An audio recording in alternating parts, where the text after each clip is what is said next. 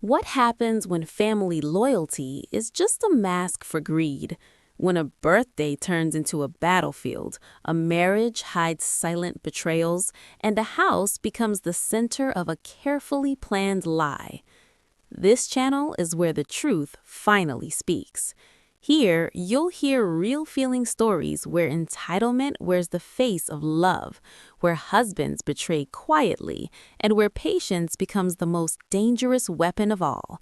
These are stories about families who smile in public and scheme in private, about sacrifices no one thanks you for until the truth explodes in front of everyone.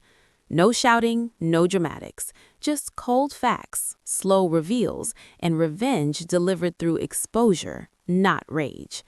If you've ever been underestimated, betrayed by someone you trusted, or watched others try to steal what you built, these stories are for you. Stay with us, because some truths don't whisper. They dismantle everything. Dad's birthday dinner was supposed to be harmless, the kind of gathering held together by routine instead of warmth. The table was crowded with forced laughter, old grudges politely ignored, and a cake that felt heavier than it looked. Then my brother stood up, glass raised, wearing that familiar smile that always came before taking something that didn't belong to him. The speech began with praise about family, loyalty, and sacrifice. Words like responsibility and legacy floated around the room, carefully chosen to sound noble.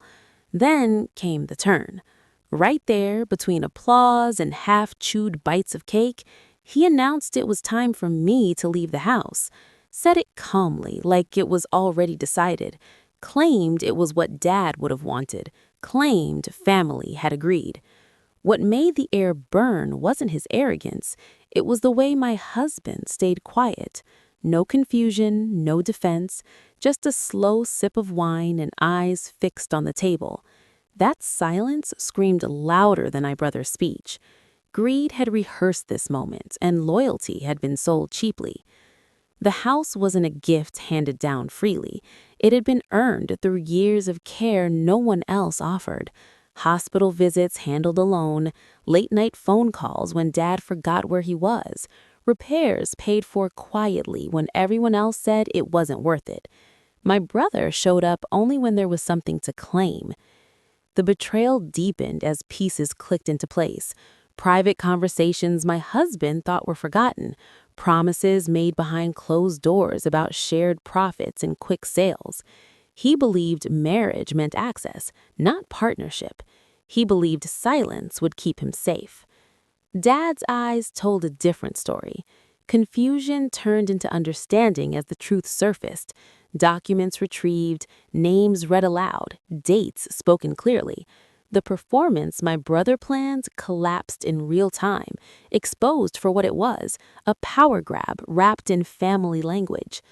My husband finally spoke, but it was too late. His words sounded practiced, desperate, and hollow. Trust doesn't break loudly. It fractures quietly, then gives way all at once. The candle stayed lit, but everything else burned. The betrayal didn't begin with shouting or slammed doors.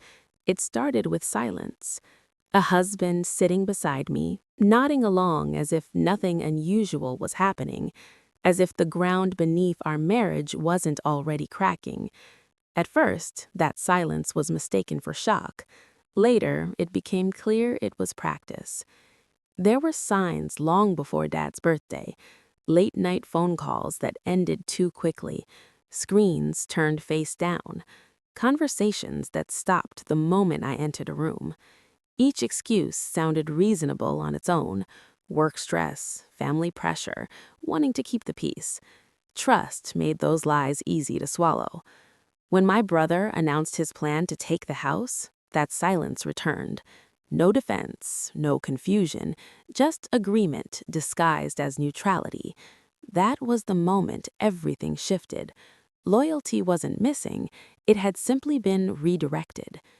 The truth surfaced in fragments: a shared email account accidentally left open, messages exchanged like business contracts instead of family conversations, Plans mapped out with dates, numbers, and signatures that didn't include me but depended entirely on what I had built. My husband wasn't dragged into the betrayal, he volunteered. Promises were made behind my back, promises of profit, of freedom, of a future unburdened by marriage. He believed love was temporary, but property was permanent. He believed silence would protect him when the truth finally surfaced. What hurt most wasn't the greed, it was how carefully the lies were layered. Anniversary cards written with one hand while the other typed messages about selling the house. Shared dinners followed by whispered strategy calls.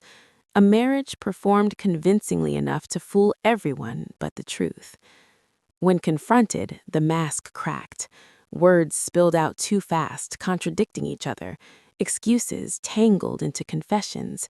He blamed pressure, he blamed my brother, he even blamed love for making things complicated. But betrayal doesn't happen by accident. It happens by choice, repeated until it feels normal. Dad watched quietly as everything unraveled. Years of loyalty weighed against minutes of exposed deceit. The house, the marriage, the family dynamic, all built on assumptions that no longer held. By the time the silence ended, nothing was left to save. Some lies stay hidden for years, but once revealed, they leave nothing standing. The house had always been treated like a prize, something waiting to be claimed instead of something already earned. Everyone spoke about it in future tense. Who would get it, who deserved it, who Dad trusted most. No one talked about who kept it standing when the roof leaked, or who slept on the couch during hospital nights just to be close enough in case the phone rang. That truth lived quietly in the walls. While others argued over inheritance, I handled the present. Mortgage payments made on time, taxes filed without reminders, renovations paid for with savings meant for vacations that never happened. The house wasn't inherited through promises, it was protected through action. Yet somehow, that story never made it into family conversations. My husband knew all of this, or at least pretended to. He praised the effort in private, called it our future, then slowly began treating it like leverage. It started with small comments about selling one day, splitting profits, upgrading lifestyles. Harmless talk, he said, just planning ahead. What he didn't say was how often those plans were shared with my brother. The truth waited patiently, tucked away in paperwork no one bothered to read. Deeds filed years ago, agreements signed when Dad's health first declined, legal decisions made deliberately, not emotionally. The house wasn't a question mark, it was already answered. When my brother claimed ownership at the birthday dinner, the confidence came from ignorance. When my husband stayed silent, it came from calculation. He believed the story everyone else believed, that love and effort didn't matter, only names and assumptions. He bet on secrecy lasting forever. That bet failed. Documents were placed on the table one by one. Dates, signatures, and clauses spelled out clearly, leaving no room for interpretation. My brother's anger surfaced quickly. My husband's panic took longer. His face gave him away before his words did. He knew. He had always known, and still chose betrayal. He admitted later that he thought the truth would never surface, that patience would work against me, that the house would eventually slip from my hands without resistance. He mistook silence for weakness and consistency for surrender. The house didn't belong to the loudest voice in the room. It belonged to the one who never walked away. Anger waited its turn, but it was never invited to speak. There was no shouting, no dramatic exit, no plates shattered for effect. Instead, everything was allowed to unfold exactly as planned, because the truth doesn't need volume to be heard. It only needs witnesses. The room was full when it began. Family seated comfortably, confidence thick in the air. My brother believed the moment belonged to him. My husband believed silence would keep him invisible. Both were wrong. Every lie they carried had already been cataloged, cross-checked, and preserved with patience that came from years of being underestimated. The first reveal was small. A document passed across the table, explained calmly, like a footnote no one expected. Faces shifted, smiles tightened. Then another piece followed. Emails printed, timestamps highlighted, conversations laid bare without commentary. No accusations were spoken, none were needed. The evidence spoke with a clarity that felt almost polite. My husband finally looked up, not at me, but at everyone else. That was the moment the mask fell. The messages showed coordination, not confusion, strategy, not pressure. He hadn't been caught in the middle. He had chosen a side early and played the role of loyal partner with impressive discipline. Anniversary trips booked the same week as meetings about selling the house. Love notes written hours after promising my brother a clean exit plan. Watching the realization spread through the room was quiet and devastating.